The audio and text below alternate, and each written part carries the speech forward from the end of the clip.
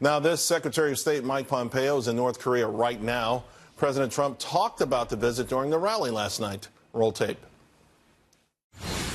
I got along very well with Chairman Kim. I got along very well. That's a good thing that I got along well. Now, what hasn't happened in 8 months? In 8 months, first of all, we got our prisoners back before I even went, right? 8 months, no nuclear testing, no missiles, no anything. Mike Pompeo is over there right now.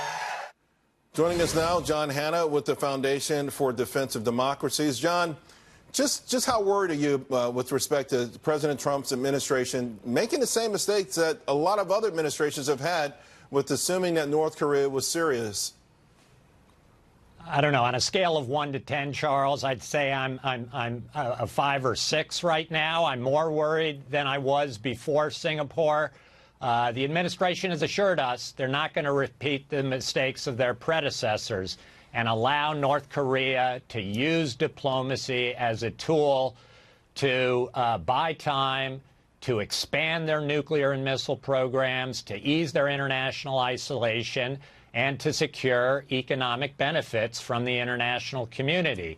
I hope that's not what's happening here, but we've got to say, especially since we got these recent intelligence leaks that show that nothing has changed in North Korea's expansion of its nuclear and missile programs, not only in the lead up to the summit, but after the summit in Singapore. That's starting to get me a little more worried than I was before. And by the same token, John, certainly the same issues that have bogged them down for their economy. Or lack thereof. There's the sanctions, I think, are still in place. Biting sanctions that are certainly having a major impact on them, which probably brought them to the negotiating table in the first place. So those things haven't happened, and the sort of belligerence that we saw last year on full display up until that last missile test in November. So there are some positive takeaways. What should we expect from Secretary Pompeo? What can he bring that will take your number from 5 or 6 maybe to a 2 or 3?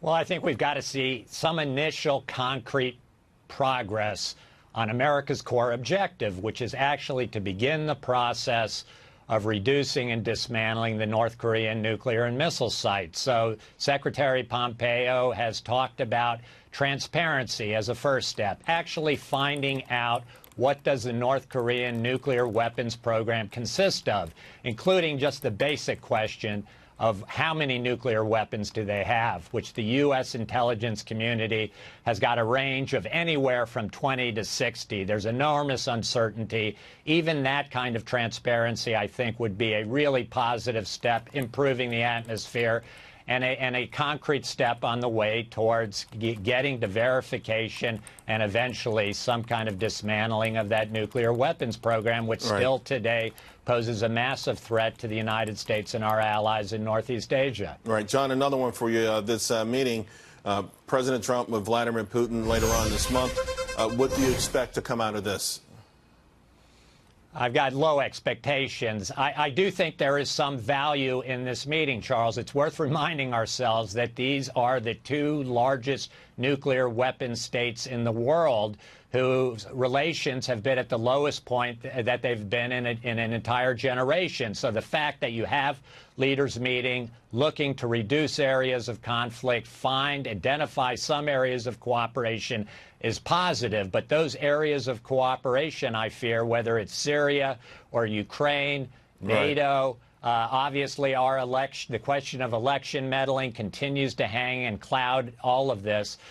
Those areas are minimal, so I don't expect a lot coming out of the summit. All right, John Hanna, thank you very much. Always appreciate it. Thanks. Thanks, Charles. Hey, now